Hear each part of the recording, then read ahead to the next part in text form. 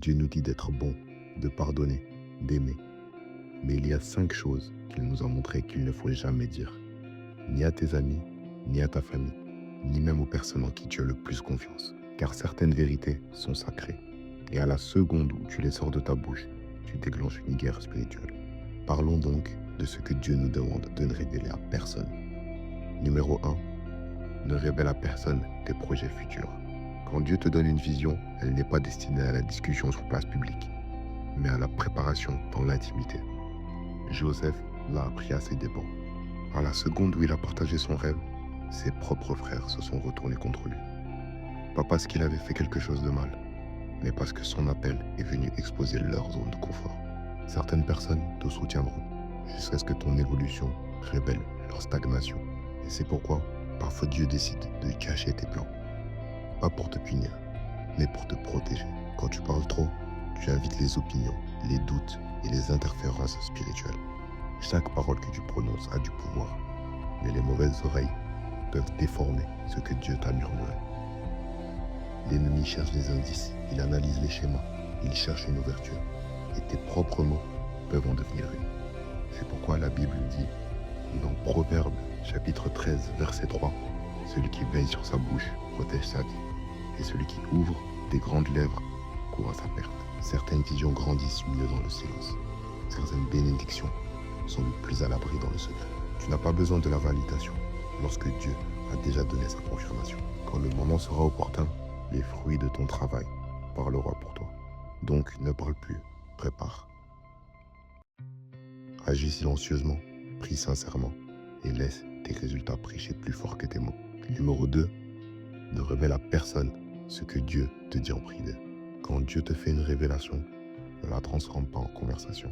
Quand Dieu murmure quelque chose à ton esprit, que ce soit un avertissement, un rêve, une condamnation, ce n'est pas toujours à toi de l'expliquer.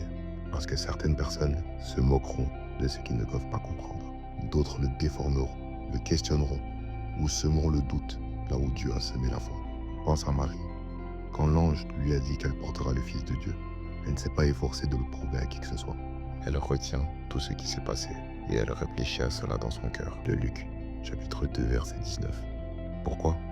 Parce qu'une révélation perd de sa pureté quand elle est exposée au mauvais endroit. Il y a des moments où Dieu parle pour protéger, pour instruire ou pour préparer. Si tu exposes cela trop tôt, tu invites des voix qui n'étaient pas censées influencer ton obéissance. Certaines instructions divines sont comme des graines. Si vous les déterrez trop tôt, elles ne pousseront jamais. Donc garde ce que Dieu murmure.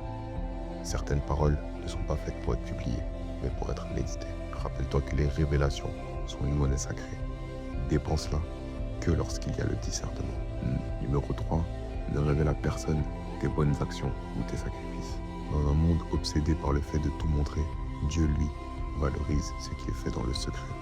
Matthieu, chapitre 6, verset 3, dit « Quand tu donnes à celui qui est dans le besoin, ne laisse pas ta main gauche savoir ce que fait ta main droite. Car lorsque tu cherches l'attention pour quelque chose qui devrait honorer Dieu, la récompense se déplace. Elle ne vient plus de l'approbation du ciel, mais des applaudissements des hommes. Certaines personnes font ce qui est bon, mais perdent la bénédiction parce qu'elles veulent qu'elle soit vue. Elles la publient, elles en parlent, elles la glissent dans une conversation en espérant que quelqu'un le remarque. Mais Dieu n'a pas besoin que tu prouves ta bonté, il l'a déjà vu. Quand tu te glorifies de ton obéissance, tu ramènes la conversation autour de toi et non de lui.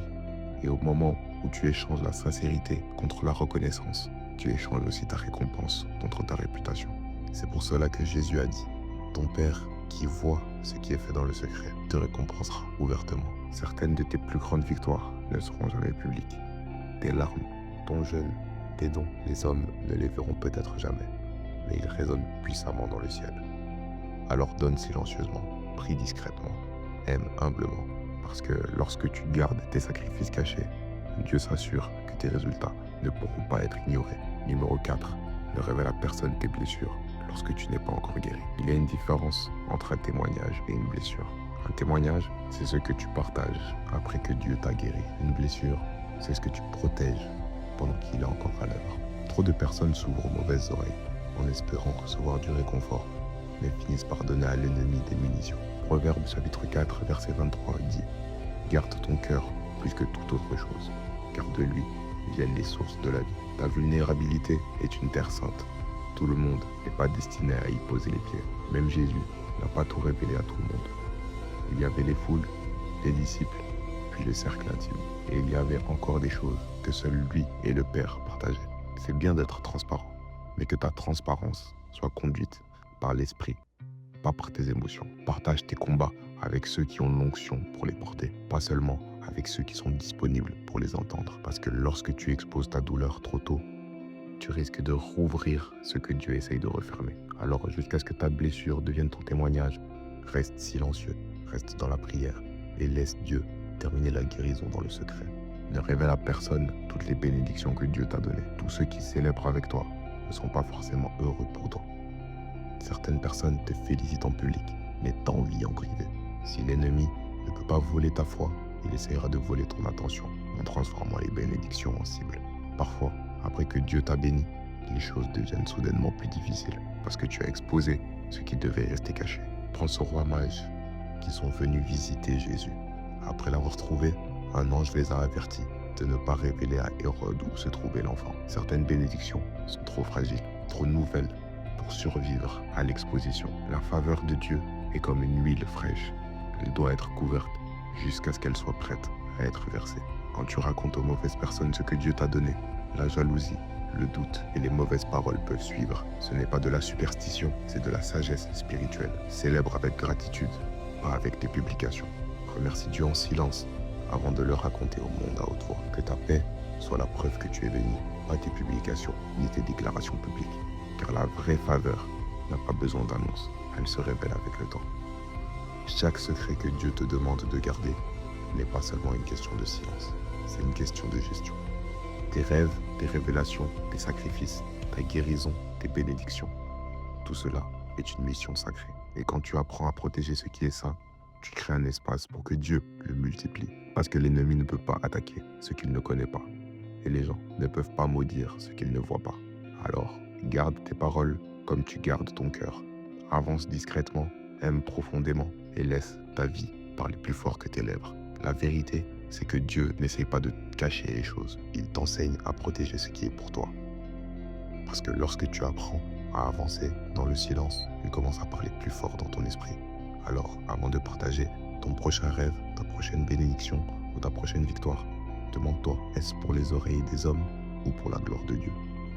Si ce message t'a parlé, écris béni dans les commentaires et assure-toi de t'abonner. Que Dieu continue de nous garder et à bientôt.